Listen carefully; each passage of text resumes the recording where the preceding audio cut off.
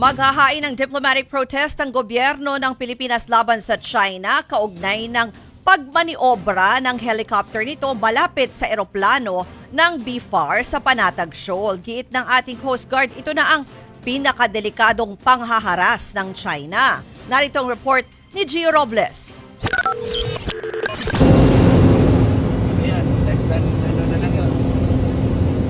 Kuha sa bidyong ito ang delikadong pagmaniobra ng helicopter ng Chinese Navy sa eroplano ng Bureau of Fisheries and Aquatic Resources o BFAR habang nasa himpapawid ng Scarborough Shoal o Bajo de Masinloc.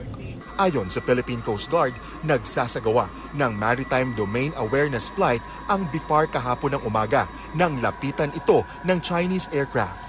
Umabot umano ng 3 metro ang pinakamalapit na pagdikit ng Harbin Z-9 helicopter ng Chinese Navy sa Cessna aircraft ng BFAR.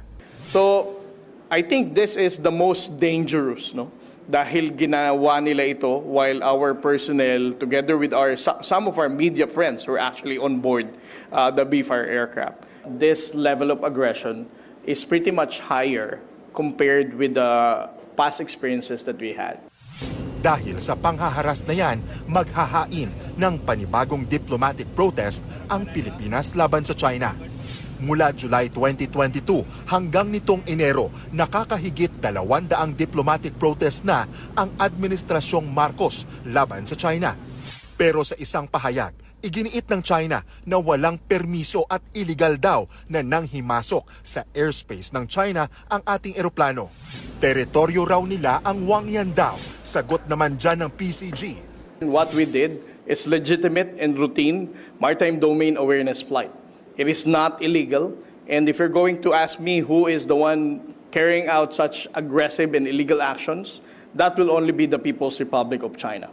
Ikinabahala rin ng National Maritime Council ang delikadong aksyon ng China, lalo't nalagay sa panganib ang buhay ng piloto at mga pasahero. Kinundina na rin ng Amerika ang iligal na aksyon ng China. Panawagan ni U.S. Ambassador to the Philippines, Mary Kay Carlson, ayusin ng China sa mapayapang paraan ng sigalot sa mga pinag-aagawang teritoryo na naaayon sa international law. Nagbabalita mula sa Frontline, Gio Robles, News 5.